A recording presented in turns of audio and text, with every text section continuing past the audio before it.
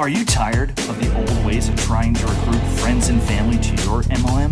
Tactics just don't work anymore. Have you wanted to quit and say the heck with this, but something still gives you that burning desire to rock this business? All you needed was the way. This is Network Freaking Marketing Radio.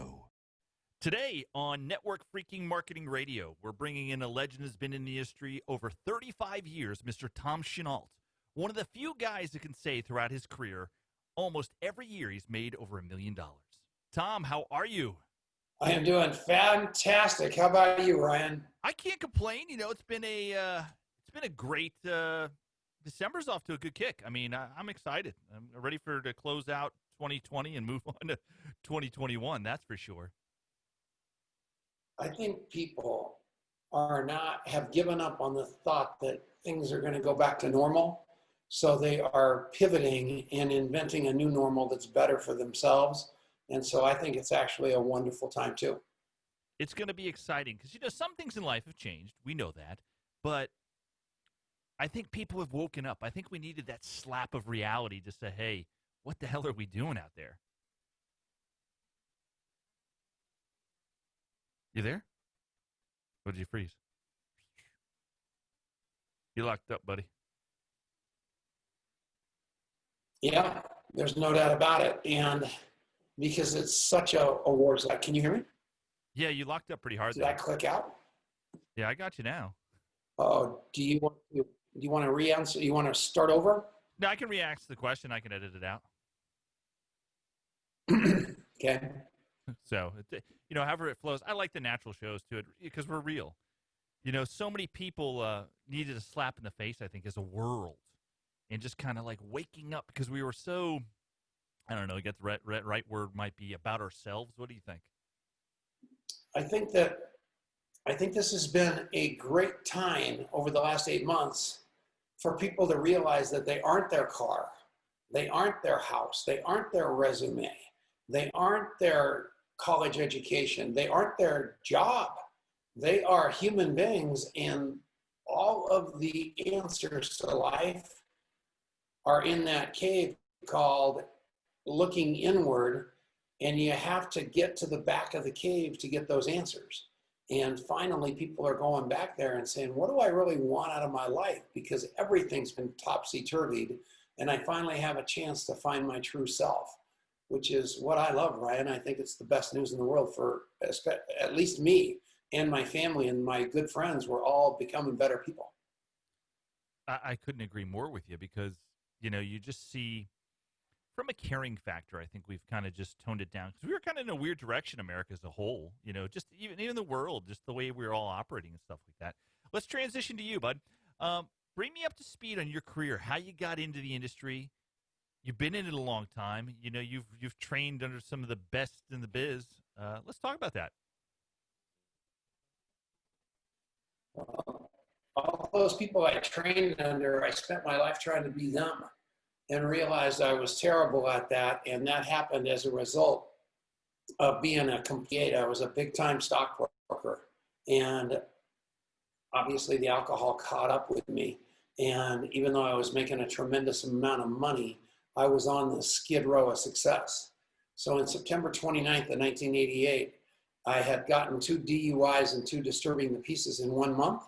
And I finally crawled into Alcoholics Anonymous, and I've never left. I've been there for 32 years now, a daily AA guy. And when I got sober, I realized that I didn't realize, my employers realized that I wasn't supposed to be a stockbroker anymore. So I ended up out of that profession and started looking for other things to do. Realized I was completely unemployable, and the last house on the block was multi-level marketing. They didn't even call it network marketing in those days. You know, we've had conversations before offline, and you said you were unemployable. Was that a realization you made through AA, or is that more on your own account? No, it was not an AA unemployable deal. My AA sponsor is kind of responsible for why I was unemployable, because he told me to stop doing the things that were getting me drunk And so I quit my job. And basically, he was saying, just stop drinking. So I misheard him and quit my job. And no one would hire me back. Didn't want to hire me. A restaurant said, I tried to get a job as a waiter on a railroad car, and they told me I was too big to get up and down the aisles. So I was unemployable. The last house on the block was multi-level marketing. I opened up a newspaper after all these incredibly humbling people, it was horrible, people telling me that they didn't want to hire me. And I opened up a newspaper and out fell a slip that said, unlimited income opportunity, no credit check, no background check, start today. And I went, whoa, this is for me. And it was. It's funny, how your life kind of guides sometimes, and it just goes into certain areas. If it would, back in '89, were you with the company you're with now, or have you transitioned? Have you been the same one the whole time? What's the path been like? No. No, I went through about probably 10 companies. The one that was that I initially joined, that I completely messed up in, I became something called a diamond qualify, which meant that I was supposed to be making $12,000 a month, but I was really making $7,000 a month, and I was spending about $6,000 to prop up the comp plan to get the check. So I was living a lie, and I knew it was just going to be a matter of time before I drank again because I was living a lie. So I got out of there and joined a small network marketing company. That ended up going badly too, because the guy wasn't able to pay the bills. And so I rose to the top of that company, and he did something profound for me right then. And that was, well, charisma. You've got unbelievable skills. Don't move. I can't believe my dog's barking. It's okay. Don't move. So you're going to have to tell a joke or something real quick, Ryan. This is what happens when we do live stuff. We have real shows. I mean, people have lives. Even the top of the bunch, like Tom here, his dogs are barking in the house. I mean, how more real can we really get? People are, a lot of people think the big leagues or the legacy guys or whatever you want to call the guys that have really made it in this industry are kind of like smoke and mirror. But the more you meet them, they're the most down-to-earth people ever. You there? Yep. And I am a closet introvert. Okay. I would rather be alone than around people. I'm scared to death of 99% of the people I meet. There's a guy that's got exactly the same personality named Eric Worre. He's done a whole lot better than me. But I can go through the list of the legends, and almost all of them are introverts. And so I don't understand why that is, but this business is not, for me, it's not signing people up. It's about relationships. And what this profession has allowed me to do is really build deep relationships with people that takes the introvert part out of the game. So, you come from a stockbroker world, which is, back in the 80s, that was boiler room. That was high stress, moving the needle, pushing it hard. And it comes from a heavy sales background. Was it hard for you to transition to building solid relationships? Because right out of the gate, it seemed like you had pretty good success within the industry. Was it desperation, or did you just say, I'm going to do this?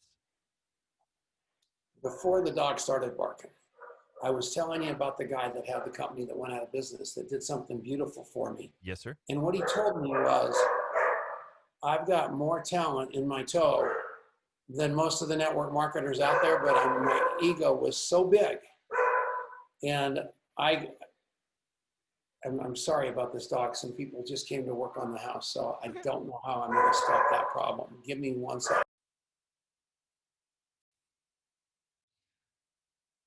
This is real radio. It happens.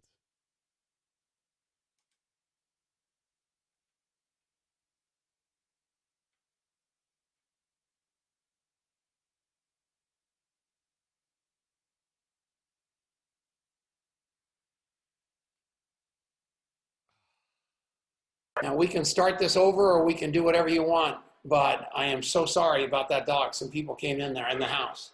Yeah, we can mix stuff together. We're pretty slick behind the scenes. We can get it all to work, and I respect. Okay, good. So, So let's hear about yeah, this so he guy. told me I'm such an. So the guy told me I'm the most arrogant guy, and my ego is so big, and everything I do had to be about me all the time. So I'm standing on the stage at that company and telling everybody that I analyzed the network marketing space and I chose this company because it was the best one. But the truth of the matter was, it was the last house on the block, and I had to join something, so I joined it. And so he said, just be honest and tell people the truth and don't be so arrogant. And I started telling the truth, just like they teach us in AA. Tell the truth as fast as you can. And I dumped the embellishing part and I stuck with the truth. And I showed people how fallible I am, how many mistakes I made. And all of a sudden, I realized I'd been signing people up to go through the ranks, but nobody was sticking around because they didn't believe in me. They knew that if they signed up, I would leave. But the minute I left, they quit because I hadn't figured out the answer to how to build a huge network marketing organization, which is people need to know that they belong in your tribe. They need to know that you love them. They need to know that they can trust you, and they need to know they're safe. And if all four of those aren't present in every conversation, people are going to sign up and they're going to leave. But if all four of those BLTs, is what I call them, are present, they're going to do anything to be in the foxhole with you. And when I did that and I finally figured it out, everything changed, and the rest is history. I've done unbelievably well in network marketing, and it's because I love like crazy, then love more. I fire my brain, I hire my heart, and every one of my leaders know that my eyes are popping open at 2 o'clock in the morning thinking about their problems. That's all you need to do. So many, I think, struggle in the industry because I think they got to become something they're not when they're naturally like that. Because humans, I think, are naturally caring people. What do you think about that? I lose you?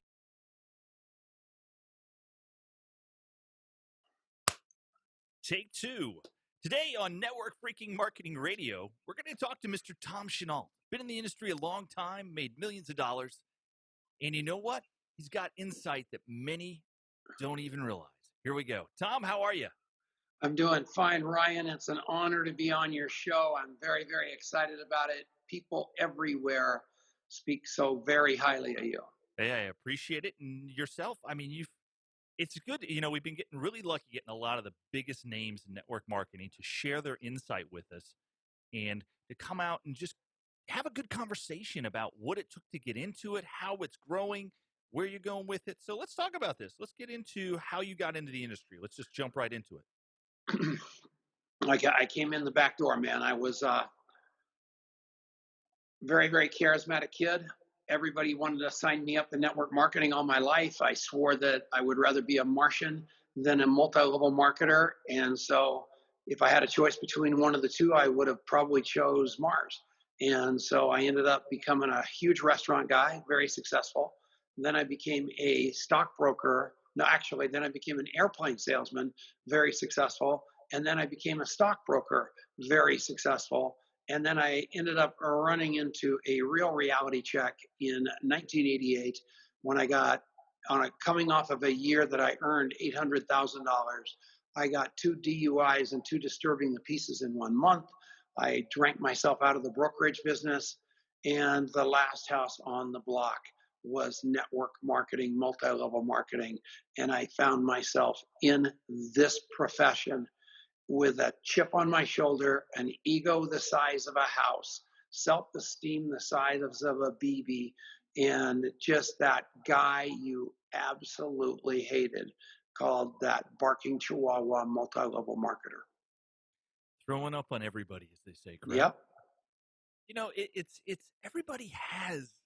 Why? I've always wondered, why do we do that when we get in the industry? When we get started, we put on this fake persona. Have you ever thought about why? Yeah, because everybody told us that, it's one of those things that is the unspoken, that you're a network marketing professional, and it's everybody's big secret that you actually need money and you're in a supposed pyramid scheme. So you're trained by a lot of companies to have people over for dinner and have circles for dessert. So the whole thing was under a cloak of secrecy forever, instead of people being proud of what they do and embracing the professionalism of the business. And so yeah, it's been perpetuating itself upon itself forever, and people get so excited about being able to take a shot that they can't stop talking about their product or their comp plan. And the last thing is the rules for entry is the signature on a distributor app. There's no training, there's no nothing. They just turn these poor people loose on the unsuspecting public and hope that nothing bad happens, and bad things happen because people aren't trained. Training is, it's unfortunate. A lot of companies, um, there's a lot of companies out there that don't do a good job of training, and they allow so many different inner organizations to do their own thing. There's no cohesiveness in a lot of organizations today. Yeah, they're not employees, so it's the wild wild west, which is the good and the bad news. I don't think the companies know any more about how to do it right than the distributors do, to be honest with you, and that's a problem. And as a result of that, you're not having success. So you look outward and you see some ad on the internet by some goofball that's never built anything trying to sell you a program that is going to have you duplicate their lack of success. And it's a slippery slope. And that's why I'm so involved with the Association of Network Marketing Professionals and Eric Worre and GoPro and Ray Higdon and what he does, because I do believe that there are a few really, really good trainers out there that are going to give you a fighting chance at success. You've said before, when we've talked offline before, that the relationship really starts when you sign them up. So many people turn people, sign them, throw them out to the wolves, and just never talk to them again. Let's talk about that. That's the company's fault. It's they put such a huge premium on the number of signups versus the amount of actual enrollment that goes on. And Richard Brooke talks about that a whole lot more powerfully than me. And he just said the average person, if they'll just go out and enroll versus sign up 100 people, 80 of them are going to be customers, and you're going to be the best customer service person on the planet. And you're dropping them off right where they want to be instead of where your agenda takes them. 15 of those people are going to be distributors, and 4 or 5 of them are going to be those influencers that are going to go do what you just did, which is enroll 100 people. And Richard Brooke also says that gravity in network marketing is the failure of people around you. And I happen to believe that you've got to lift your business off the ground and start making it successful and duplicating that, instead of everybody standing around with their hands in their pockets. It's interesting because, we've interviewed quite a few guys and gals that have been in the industry for quite some time. And the top producers I've known, there's kind of an interesting baseline there, that most top line producers have not personally sponsored that many people. And a lot of them are under 100. I'm I don't know about that. I don't know how long they've been in the business. Mm-hmm. I don't think anybody's that good. Here's what I'm going to tell you. I've enrolled, but I'm 100 years old, but I've enrolled a lot more, a lot of people. Yeah. And I think that if I'm going to model right behavior, I've got to interview 2 people a day. And in those 2 interviews, what's got to come out of that is what those people want out of their life, how their health is, how their money is, how their time is. And my job is to drop them off right where they want to be, not where my agenda takes them. But you have to talk to people to do that. So those leaders, so to speak, that talk about not talking to people anymore and just managing organizations, I think that is not true, number one. Number two, I think it's impossible. Number three, I think it's a bad training model. You know, the whole industry and your teaching and stuff, and Ray's as well. Everybody has talks about your why. Why you're doing this? What what's the right way to put this? How important do you think that is for the new person getting in to establish that and really make it laser focused to what they want? Well, the why is going to change throughout your career. Yep. You know, my why used to be money. I had to make $1,000 a month because that's what it cost me to live my life, and I had no job. So my why then was that. Today, my why is completely different, and I think having mentors and dream boards and goals and an accountability and a daily method of operation, all of those are after the why. And my why is so big. Tom Chenault's why is gigantic. I want to live my life helping alcoholics and drug addicts. I am passionate about network marketing. I think it's the greatest untapped frontier on the planet. And I train a concept called contact mapping, which treats people like human beings instead of prospects. And so that's my legacy. So I get up in the morning with my hair on fire at age 69 because I have purpose, I have a mission, and I have a legacy that I'm going to change the world. And that's after many, many years and many millions of dollars earned. I'm still as excited today because I've evolved with my why every inch of the way. Let's talk about contact mapping. You guys have taken on a pretty amazing endeavor of creating an app pretty much for the network marketing industry, but it can be used in any segment of business. Yeah. Where did the concept come from? I've been playing with it. It is remarkable. Your staff and onboarding team is amazing. And we do have a special way for them to learn about that. We'll talk about later at the back end of the show. Talk about it. I have been a train wreck looking for a place to happen. I was blessed with massive charisma, but I didn't have any integrity or honesty to go along with it. So I could get literally whatever I wanted until you really figured out who I was. And then you were running as fast the other direction as you did toward me. And I knew that the person who remembered the most about people won. And so what my job was in my life is to always been able to somehow keep track of literally every one of my contacts that I've ever met. And that's what Bill Clinton did, believe it or not. That's how, everybody said, whoa, no wonder you're so successful. And the president, you were a Rhodes Scholar. And he said, no, the reason I'm so successful is I wrote down everything about everybody I've ever met. And when I see you again, I ask you about your life. And all we will really want to be is remembered. And Harvey McKay from Swim with the Shark says the same thing. Bob Bodine from The Power of Who says the same thing. So I'm just an unbelievably good rememberer because I know for a fact that my Rolodex is my most important asset. And for the kids that don't know what a Rolodex is, that's your contact list. But at the end of the day, we treat our Rolodex and our contact list worse than anything. We don't, we've got cards in our drawers, we've got notes and yellow stickies. We rely on our terrible memories. And we've got we've got ACT, we've got Goldmine, we've got Excel spreadsheets. But the information we need about your boys going to the Lutheran school has to be right in the palm of my hand. Because when I see you, I've got to be able to pull that up instantly so you feel remembered. That's the most important thing. And so as a result of that, we built this app, which isn't really about the app. The app is in the palm of your hand. It sits on your phone. He'll give you a link to go find it.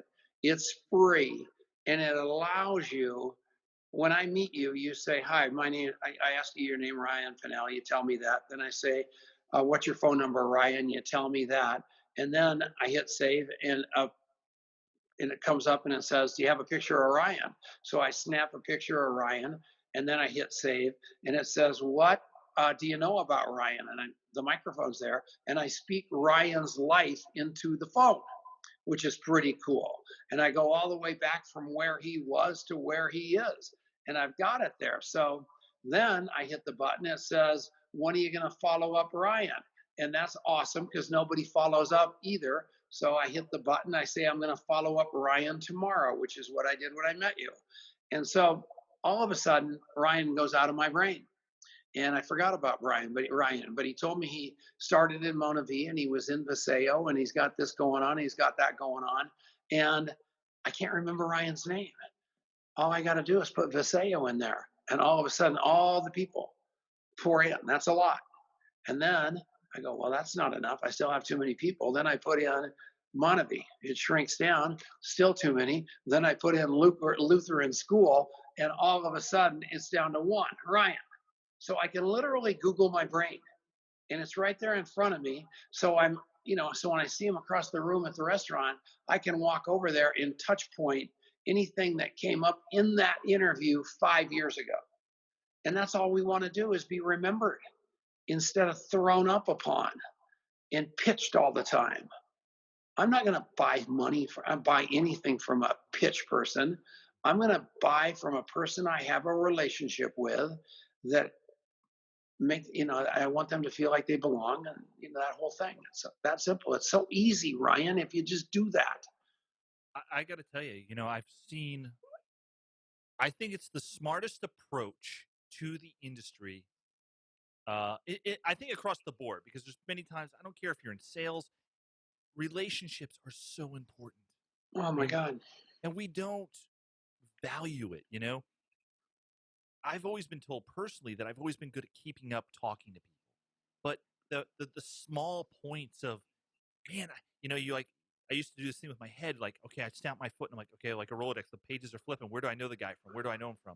And I couldn't hit it, but then I'm driving home, like, shit, there it is. Being able to do that. And I've only been playing with it really hardcore for about 5 days.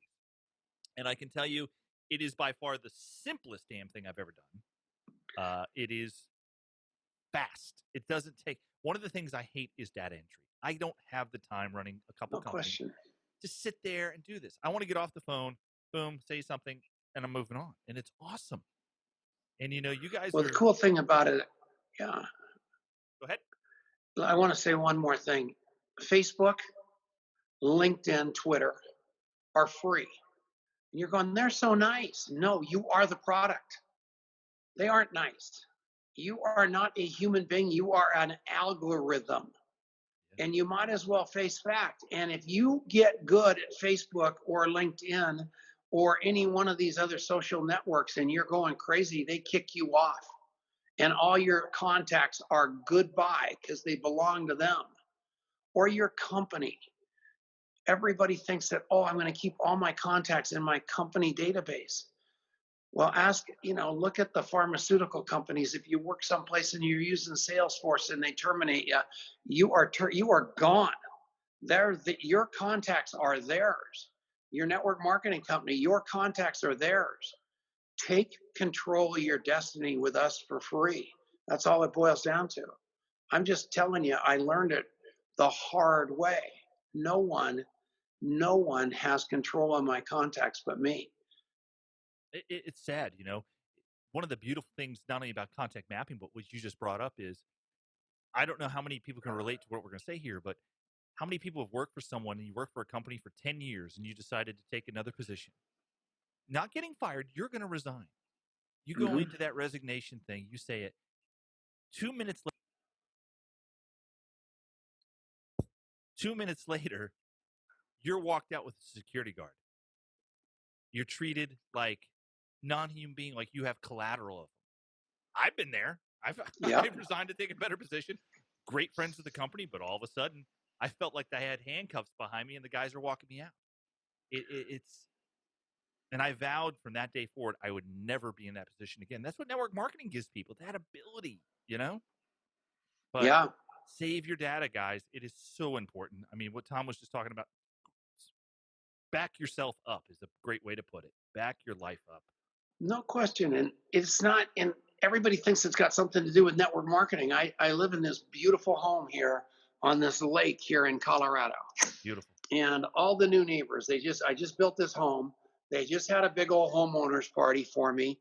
And when we started building the house 3 years ago, they had the party saying these people are building a house. And then 3 years later, we finally built the house and we're in. We had the party. So here come all the neighbors. And the neighbors all walked in and they hadn't seen me for 3 years. All they did was complain about all the noise and the trucks and everything. And everyone walked in the door and I literally looked them in the eye and told them their life story. And they just could not believe it. But what happened was at the party 3 years ago, I took a picture of the room. I met the people. They told me their story. I ran in the bathroom. I cropped everybody out but them. And I got their blood type 3 years ago. So Wow. then when they walked into the party, I looked them in the eye and I said, man, this has come a long way in 3 years. Remember when we were there and I told them something specific about their life 3 years ago? They felt remembered, they felt heard, they were astounded, and they didn't realize it was just a Tom Chenault magic trick called contact mapping. So it doesn't matter where it is. Your family, here comes Thanksgiving. We just had it. You interview all your relatives. They're expecting you to throw up about them, about the multi-level marketing company or whatever it is you're selling. You didn't say a word. All you did was ask questions. They thought you were drunk because you were so interested in them. Come back to Christmas. Now we're at Christmas, that they're at your house again, and you say, man, last time I saw you, you told me you had arthritis. I've been thinking about you. It shifts from a sales pitch to a concerned thought, which is all. Nobody wants to be a prospect. All we want to do is be a human being and heard. And that's the difference between me and them. And I'm going to take you down another rabbit hole right now. It took me forever. I wanted to be Ray Higdon. I wanted to be Eric Worre. I wanted to be all those guys so bad. And I was a terrible them. And I finally realized from Alcoholics Anonymous and a place called the Landmark Forum, which is a personal development course, I finally realized that if I became my best self and used what I learned there instead of trying to be somebody else, I was just my best me. And I would focus on the inside and take people walking in the door, rigorous self-inquiry like I learned in AA. Then I learned how to peel that onion back, share it with other people powerfully, find my tribe. Everything was going to change. So today, Tom Chenault doesn't train all the stuff that Ray and all those guys train. I train the heart side of the equation versus the head side of it. And both are necessary, but I'm no good at that one side. I'm good at this side. But you hit the nail on the head a second ago. If Richard Brooke, again, I keep going to him. He talks about 416, 64, 256, 1024, 4096. And that's basically taking 4 leaders and driving those guys down 6 levels. And at the end of the day, on that 6th level, you've got 4,096 people. And if just that little core of people buy $150 worth of product a month from your company, you're going to end up making over 50 grand a month. So this whole fallacy about network marketing being some numbers game is hogwash. It is falling in love with 4 people, hopping in the foxhole with them, teaching them to be their best self and duplicate what you're doing, and the party's over. And Ryan, that's what I do. I don't think it's been a long time since I've heard someone say it just so honestly, just like you did. Because Cool. a lot of it is so, what's the right word? Built up, I guess. Yeah. So much rah instead of, my mentor and the company I'm with is a lot like you. He's, Charlie Calb's got, he's got his time in there, and good old country boy, and just he's all about relationships. And let's talk about this. This is an interesting thing I want to spin at you here. In today's world, with a lot of people trying to learn to build on Facebook and all that stuff, it's still building relationships. But I'm a big proponent. Get it offline as fast as you can and get them on a phone call. Talk to them, feel them, touch them. You know what I mean? What is your theory of like that? Because a lot of the trainers today are teaching cold message, cold message, cold message, put them in. And I've gone down that rabbit hole myself, not been very successful with it. But I noticed when I kick back to my normal self of, okay, I'll use a script to get an intro and then to get a call. What is your feel on that? If they join with a click, they're going to leave you with a click. Gotcha. That's what I believe. So if you don't interrupt that and become the best person in the form of customer service or mentor they've ever had, they're going to continue looking like they found you until they found that. And it's going to be a revolving door. And this network marketing profession, the promise of it is do what you don't want to for a while so you can do what you want to for the rest of your life. But with that revolving door you're building there of just completely pouring it on all the time, hoping something's going to stick, it's never going to be real walk away residual income, in my opinion. Mm-hmm. And there's lots of good people at it. I mean, I know people, I'd like to drop their names, that make me look like a bad start. They make so much more money than me. But I'll tell you what, I don't know many people that have more time. And so that's pretty good. Well, yeah, it's to be said, because you can get to where you don't have a life anymore. It can burn you out. I mean, you get burned out in this industry. It's very much. Oh, I've got a question for you. In regards to your contact mapping, what is your formula for success with it that you teach to your team today? That BLT thing I just talked about. Okay, and how many reach outs do you want people to do typically per day? If you just do 2 a day. Okay. If you just do 2 people a day, you've got, at the end of the month, obviously 60 people, and you're already buried. Gotcha. At the end of a year, you've got a pile, because you've got a bunch of people in there that are relationships. A guy called me last night who I've dripped on with contact mapping for 5 years, and he hasn't called me in 5 years. And he's making $1,800 a week over at Lyft. He ran a red light last night. Somebody turned him in, and Lyft turned off his app this morning and terminated him, that happens to all of us. That's unbelievably bad, but unbelievably what it was. But what's interesting about that is all those people he drove around in the Lyft, all that time, when the chips came down, he picked up the phone and called Tom Chenault and said, guess what just happened? He was crying. And why is that? Because I didn't run him off 5 years ago. I just loved him until he was ready for me. And when he was ready for me, the first thought through his mind was, who can help me? And it's Tom Chenault. And that's who I want to be. I want to be, there's a television show called Better Call Saul. I want to be Better Call Tom. But I don't want it to just be for network marketing. I want it for alcoholism. I want it for relationship. I want it for love. I want it for everything. I want to be the guy you call, because I have the answer, but most importantly, because you know that I know somebody that's going to be able to solve your problem. What point after I'm understanding 100% of building the relationship and getting the information to talk to them.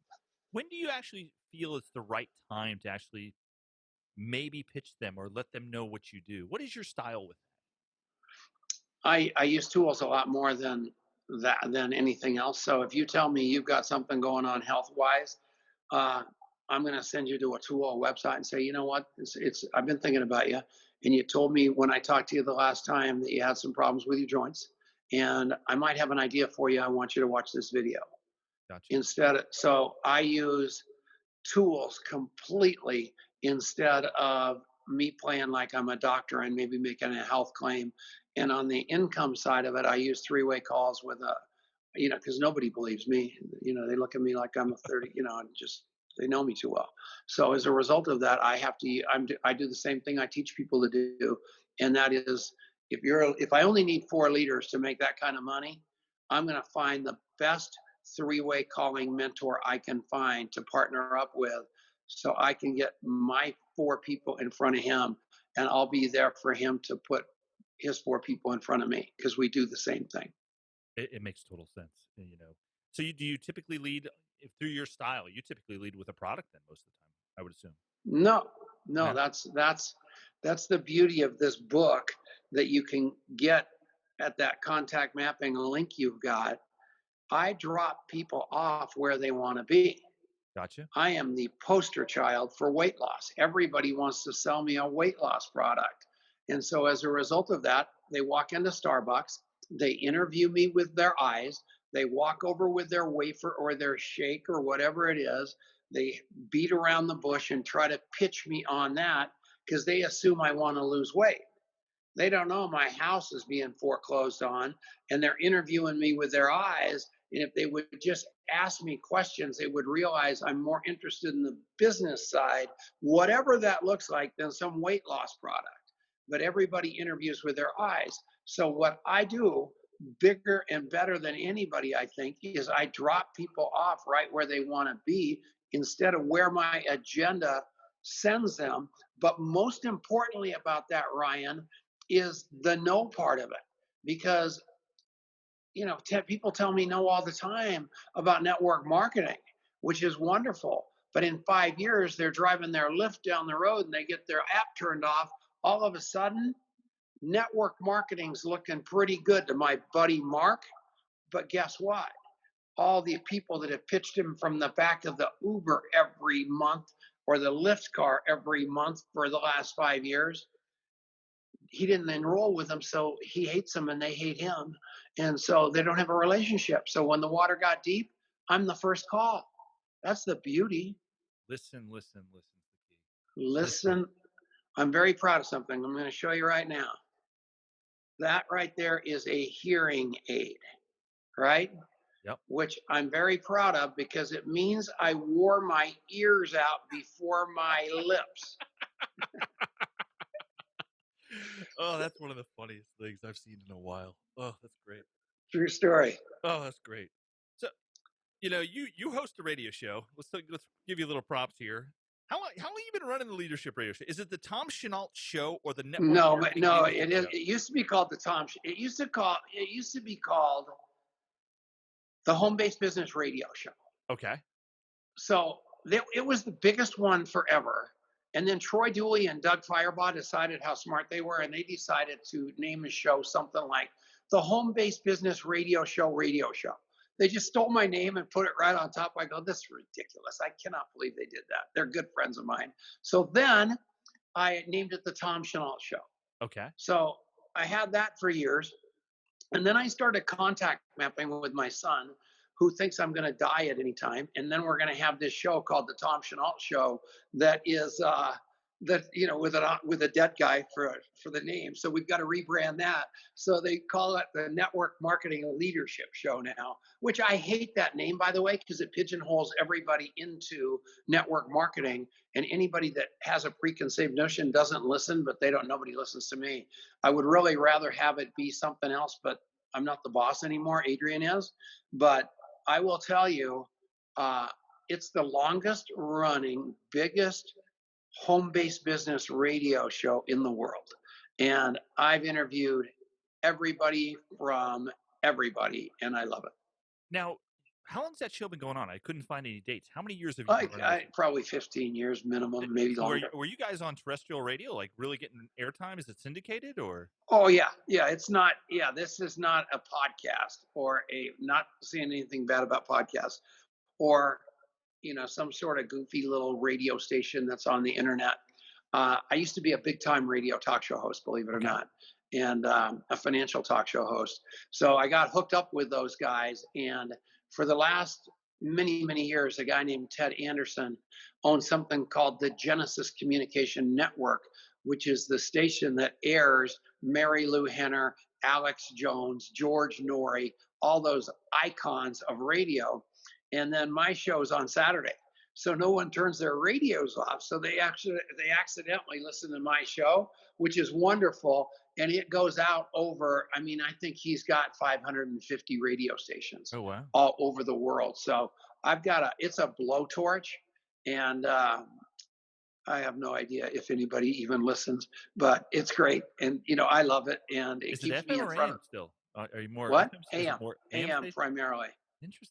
Very, very, because you saw that and I'm like, I've got to be honest, I have never listened to him, and it's like, and I I would love to. It's like, and I'm sure It's it's out. tremendous. We have a blast on Tuesdays. We air it live on Facebook. Okay. So then, but with, this, with real radio, you have to have hard commercial breaks. Yep. So we do the show for an hour.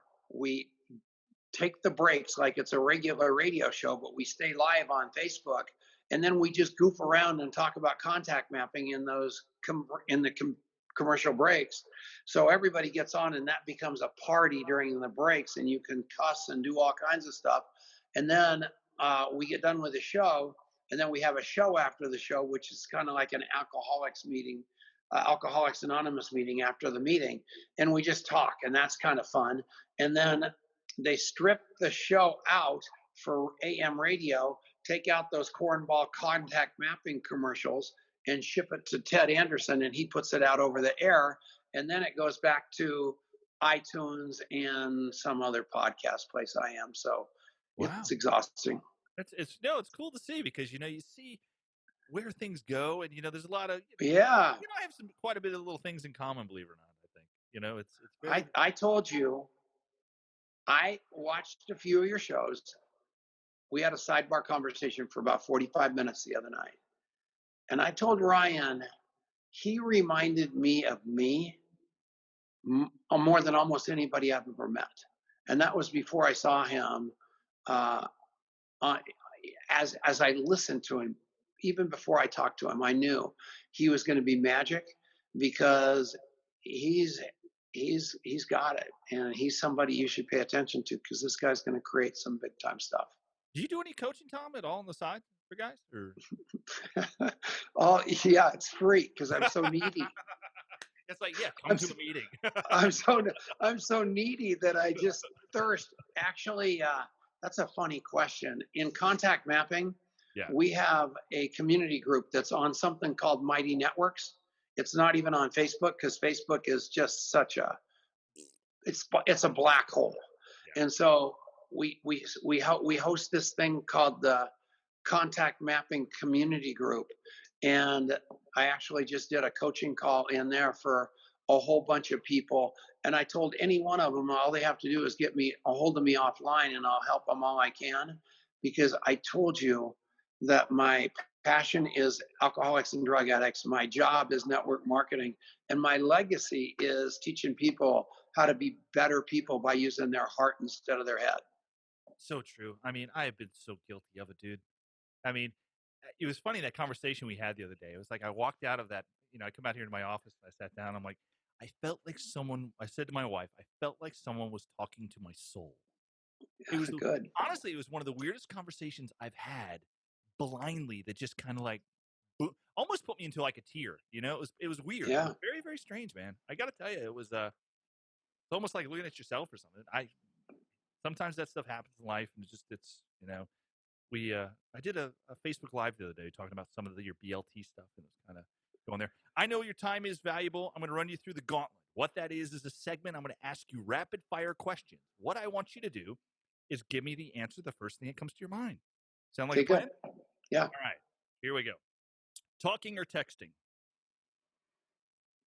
Talking. Favorite day of the week? Every day. Favorite city in the U.S. besides the one you live in? Pittsburgh, Pennsylvania, because people don't know about it, and it's wonderful. Nickname your parents used to call you?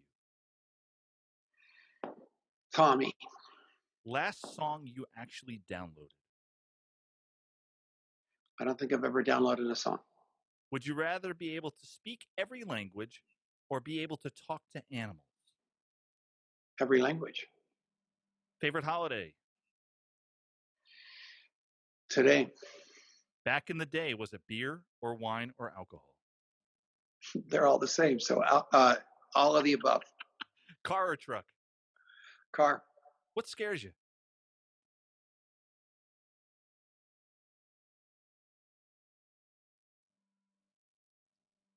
The first thing that came to my brain was everything, and I didn't say it. I'm going to go with that. The truth? How long does it take you to get ready? Like ready to go somewhere? Yeah.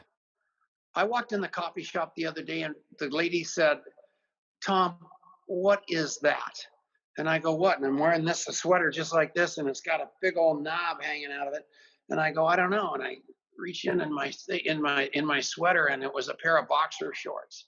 So the answer for me on how long it is to get ready is, I mean, I walk into that same coffee shop sometimes with the shampoo still in my hair. I do not look in the mirror. I swear to you, I don't like the way I look so much, and I have an aversion to it. I really dressed up for you, but I promise you, I am like Walter Matthau in The Odd Couple. All right, fill in the blank. Taylor Swift is Jonathan's sister. At what age do you want to retire? The day after I die. Invisibility or a super strength? Super strength. Is it wrong for a vegetarian to eat animal crackers? Yes. What was your favorite celebrity crush? Paris Hilton. Dawn or dusk? Dawn. What place do you want to travel to most, or have you gone to most? Australia all the time. Wow. Tom, I got to tell you, it was fun. It was real. I consider you a very good friend, and I wish all the success. Guys, if you want to get contact mapping, we have set up a special link for you. It would be going to ryanpennell.com/map. Get on there. There's a reason why Eric Worre is talking about this product. It is remarkable. Our show endorses it 1,000% because, dude, they have to get onboarded to really understand the power. Don't you? Let's just talk about that onboarding for a second. We'll close this thing out. Because Elizabeth. Well, it depends on so you sign up for free, and then what I have found with even Richard Brooke, he said my income would be up 100 times over what it is had I mapped everybody I ever met. So what we do is we give you the app for free, and then obviously we're trying to stick it up your butt. So basically what we do is then we have something called the premium for $30 a month. Yep. And then we have it's just like everybody else. So you join us. We're gonna do all we can to earn your business. So all of a sudden you say this thing's not working for me because you never really understood. You download the app, you get it, you never even figure out how to drive it. And so it's really easy to drive, but if you're stuck, we've got onboarders, and we will onboard you because there is nothing that's going to stop us from having you become a better human being. That's the whole deal. And, obviously with a free app, it's got to have a back end, and $30 a month is $1 a day. And I am going to tell you, when you talk all these Facebook conversations, all these Twitter conversations, all these LinkedIn conversations, you want to memorialize those people because no one's remembering anybody. You start doing that and everything changes, and that's what we're going to train you to do. So I will tell you to do everything it takes for you to master what we do so you have my life because you want it. Trust me. It's true. And, the value of the paid subscription, I don't know if they realize that there's a lot of groups out there that do training that cost nearly almost just that, just for the training aspect of it. Yeah. Coaching and the training, guys, just is unprecedented value. Check it out. Again, it's going to ryanpennell.com/map. We'll have it out there. It'll be live when the show goes. And Tom, I want to thank you very much for giving us your time, sir. I love you, Ryan, and I was not lying. You and I look for people in my life all the time to carry on what I've done because I am 69, and having a guy like you that just reminds me so much of myself, I know that I can help you fill my shoes, and somebody's going to have to do it. So I love you, man, and I'm telling you, it's there if you want it.